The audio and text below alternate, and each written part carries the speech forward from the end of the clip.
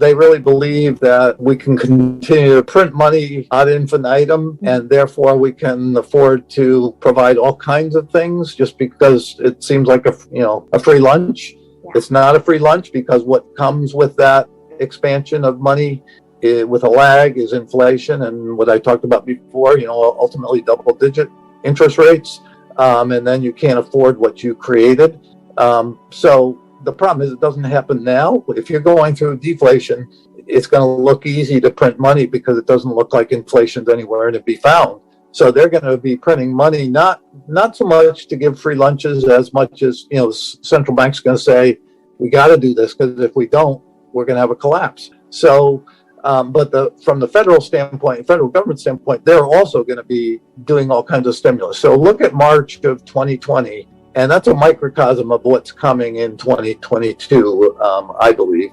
So you'll see, I talk about 20 or 30 trillion in Federal Reserve balance sheet.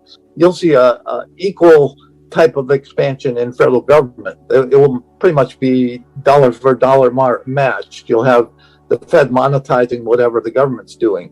On the one hand, it's because they have to, because we're in the midst of what I think will be the biggest financial crisis in history, so they have to respond. But the problem is there is a huge cost to it down the road, and by the time you realize that cost, it's too late.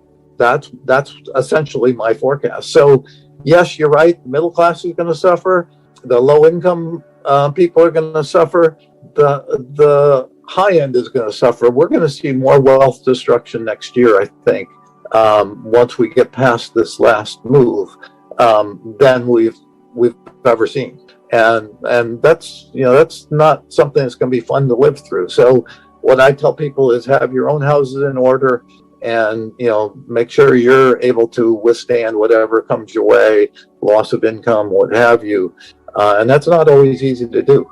I mean, some people aren't in a position to be able to do that, but it's the good news for the low income, at least in the next year or two, is, as we saw in 2020 and since, is they will be providing all kinds of support systems. The problem you have to worry about is when we get to the 2030s, and maybe before, but certainly 2030s, when I think we are going to see a bankrupt government that will not be able to do that. That's what the problem is with doing this now, and what we've done for the last many years is that there comes a time when you pay the piper, and we won't be able to service our debt. If you can't service your debt, you're basically unable to raise capital. You're unable to go out to the capital market and say, we want to sell more bonds to have more money to give to people. That's the end of the musical chair game. The music stops and you have no chair. Or the other way I put it is basically that's the beginning of the end of the Ponzi scheme. I talk about a super cycle, which is what I call the big cycle between two depressions. The Great Depression of the 1930s being the beginning of the cycle, what followed the Great Depression, and the next depression being the 2030s. So this global bust next year is not a depression. So, but in a super cycle, what you do is you start out gradually. The system's been cleansed. You're kind of rebuilding, and it builds up slowly, and then it accelerates as you move through a super cycle. So a super cycle is typically 80 or 90 years, is what it seems to be.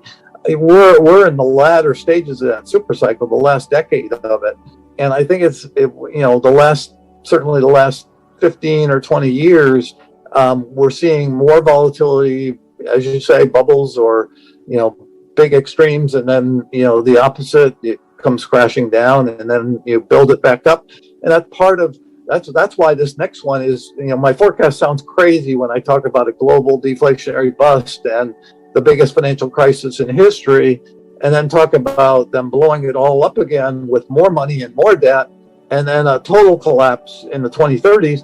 It just sounds like I'm kind of way too extreme. It's where we are in the cycle, frankly. And so yes, the dot-com bubble was big, but it was somewhat concentrated. It wasn't the whole market. It wasn't the whole economy. The housing, what came out of that was the housing bubble. Again, a lot of money put in to try to get us out of there. That was big. and then a big, what to that point was the biggest decline, biggest downturn in the post-World War II era. But then the medicine for that's been ongoing through this whole cycle has led us to an even bigger bubble. And what's going to come from that even bigger bubble is an even bigger downside, and then require an even bigger response, which leads to what we're talking about. And the reason we have the ability to blow it up this time again is because inflation, although it's high right now, I believe because of the biggest financial crisis in history next year, I believe you're going to see inflation go from almost double digits this year, or certainly high single digits, down to negative next year. And in that negative next year, as I say, central banks have almost infinite ability to print money if there's no inflation, right? If you have deflation or no inflation, because there's a lag to when that money will lead to another inflation problem and an even bigger one. And they're going to be dealing with the here and now. They're not going to say, gee, if we print too much money today, it might mean inflation 2 or 3 years from now. They're going to be saying, I can't worry about that. I've got a system to save. Our system's falling apart. So they have that ability one more time to blow it up, to bring it back again. The problem is, by the end of the decade, the inflation's through the roof. And once you have very high inflation, and it looks like sustainable inflation where every little dollar you print just pours more fuel on that inflation fire. Once you get to that point, the Fed's out of the ballgame. The central banks around the world are out of the ballgame. They will not be able to print a penny, and they'll be tightening. And if we have 250 trillion in global debt today, I think by the end of the decade, or we're probably going to blow that to your 400 trillion before that bubble is going to be enormous. And that, again, I think that's the granddaddy of debt bubbles, and it comes to an end. So I always say the difference between me and the Peter Schiffs of the world is they think we're at that point now. I go, if you think this is bad, wait till you see what's out there 6 or 7 years from now, and we won't have any ability to keep it going. It's really hard for somebody preaching fiscal responsibility when people are saying, yeah, but I can have more money in my pocket. I'm getting, they're sending me monthly child credit stipend right now. Why do I want to vote for the other party when I can get these free lunches? And, so it's hard for people to understand that there's a downside to that. I do think that we likely, if I'm right, that we get to the 2030s, and it's not just U.S., this will be global. Right. We have a collapse of the system we've known our whole lives.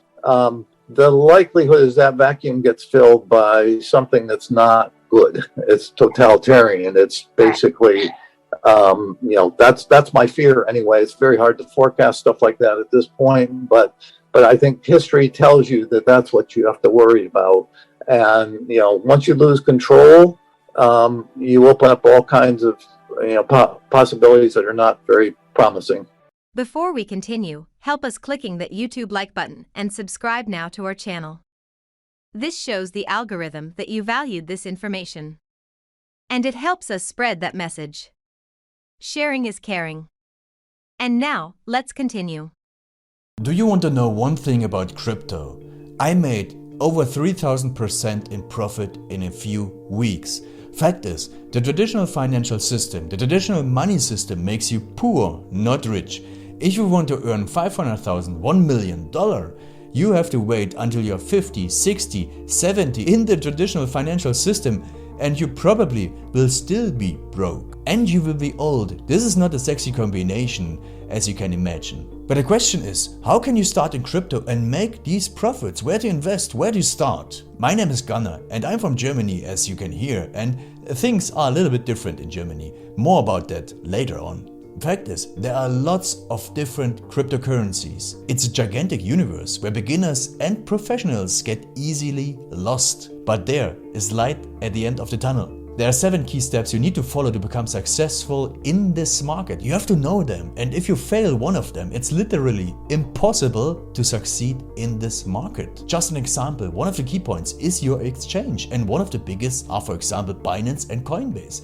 These are trusted and well-established exchanges, but, and this is a big but, you won't find the super profitable coins on those exchanges. The unknown super profitable coins that get gigantic profits are not traded on those kind of exchanges. They are traded on much smaller insider platforms that are barely known. And I can tell you what those super secret exchanges are and why they are so profitable. And another super important thing are the right information sources. The point is, the internet is gigantic. There are hundreds and hundreds of YouTube channels, blogs, pages, and much more. And there are also market makers and influencers. For example, Elon Musk, he is not a crypto guy, but the moment he recommended Dogecoin, it went through the roof, to the moon, so to say. But why did he recommend it?